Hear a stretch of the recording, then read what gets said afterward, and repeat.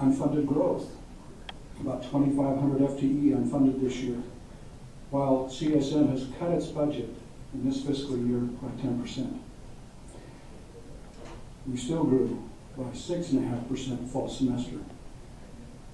And thirdly, funding inequity. We already received the lowest funding per full-time equivalent student in the state and in comparison to peers across the nation. This problem has accumulated over 10 years, and today the college needs $20 million just to be brought up to the median of our peer institutions. This funding shortfall is magnified by unprecedented enrollment growth. The Regents adopted this particular item as one of the few budget enhancements that the system needs. Second point I would make is that our viability directly impacts students. Last week, a record number of students streamed through our doors. And today we're seeing higher growth in all of our classes. We have 2,342 full sections. By comparison, last spring we had 517 full sections. The demand is enormous for classes at CSN. What you have is literally thousands of people lining up to attend classes, but we don't have the resources, the faculty, and the support systems to adequately meet their demand. We are seeing increased numbers of high school graduates, but we are also seeing in this recession more people coming back for retraining and retooling of skills. Under the executive budget recommendation, CSN would have adequate funding for 12,000 FTE students, but we're projected to have 21,000 just this year. It's a staggering difference. Said another way, under the executive budget, 18,000 individual students would be denied an education in CSN. Thirdly, the mission of CSN depends on its resources. We are the principal provider of nurses, police officers, EMT technicians, paramedics, and other healthcare technicians for Nevada. We are at a time when the state and the students need our colleges and universities. Higher education can make or break the quality of our workforce and the quality of the life that we enjoy in Nevada. We have seen record numbers of students applying for financial assistance, with a higher level of financial need being demonstrated by students in this particular climate. Community colleges particularly are the one sector of higher education that puts people to work more quickly, and with an investment we can do that. We urge you to reaffirm our role of access and our mission for the state of Nevada. We urge you to fund CSN adequately by rejecting the governor's budget recommendation and developing a new budget for Nevada and for its system of higher education. My fourth point relates to the capital budget. We have 3 campuses. We have 11 learning centers across this valley. We have one campus that serves about 11,000 students, our Cheyenne campus. Parts of that campus need a major renewal, and we have made that our #1 priority for the capital budget this year. We have systems in there that are obsolete, out of date, cannot be maintained. We need to give that some attention. Thank you all very, very much for your support of CSN and the Nevada system of higher education.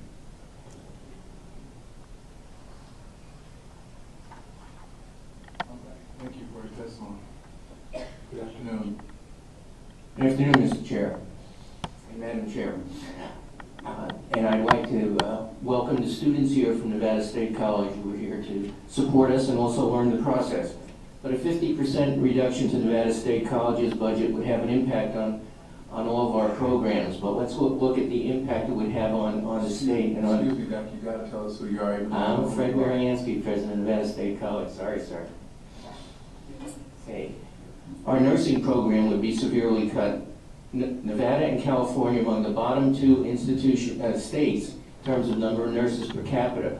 One of the major hospital systems in southern Nevada has told me they are thinking of closing their emergency rooms because of the shortage of nurses. We cannot afford to turn off the spigot of new nursing graduates. 90% of our nursing graduates stay in state and assist in the health care of our citizens. On the education side, where 95% of our students, our graduates, both north and south, remain in the state. Again, we are looking at Clark County, even with budget reductions, has 600 vacant positions. A typical teacher teaches at least 1,000 students throughout their career. Think of the multiplier effect of that for every student who is unable to graduate with a teacher education degree. Okay, we have to think of the future in terms of these reductions.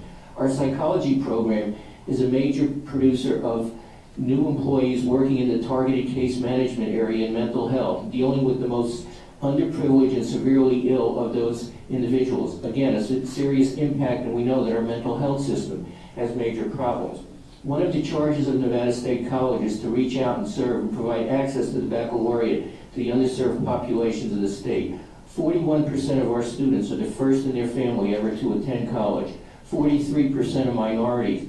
Of all the students who attend Nevada State College, 70% of them are supporting themselves. They're not just working a side job while they're in college. This is their bread and butter. They are supporting themselves. They're independent students. The average salary of those students is only $26,000 a year. If this plan were to go through, and Executive Vice Chancellor Koich showed the impact on tuition, it would be at $7,500 for Nevada State College. Okay, that's a huge hit out of a budget of $26,000. These cuts would also take away financial aid options. Okay, I can remember a few years ago when one of our students tearfully thanked us for a scholarship that would allow her to work one fewer job while supporting her family and completing her teaching degree. She has done that. She now teaches first grade in the Clark County School District, and in fact is a graduate student at UNLV. We need to support those types of students. Consider other students. We have a female professional boxer who is going back to school to pursue a degree in biology. There are several students in our nursing program who are single mothers working full-time as nurses' aides and full-time students. And being a full-time nursing student in the last 2 years includes 12-hour clinical days. And yet somehow these students pull it off. There's a pantry worker in the casinos who is taking both ESL and education courses to fulfill her dream of becoming a teacher. Okay, we have a dealer who quit her job on the Strip because she saw no upward path in it and is now earning straight A's as she pursues her pre-med degree. That is why Nevada State College was created, to allow the working citizens of this state to not get a handout, but a hand up as they build a better future. Now last week, our new president spoke of opportunities for all citizens. The budget proposed by our governor really excludes Nevada from those opportunities by closing the doors at our higher education institutions. President Obama said we must not repeat the failures of old ways and fail to plan for the future, yet the proposed budget does exactly that. It is very encouraging to hear that the distinguished members of this committee are willing to work with us to find a solution that will permit thousands of students to earn their education at the institutions of the Nevada State higher education system and go forward and build a brighter future for themselves and create a strong structure for the continuing ongoing benefit of the state. Thank you.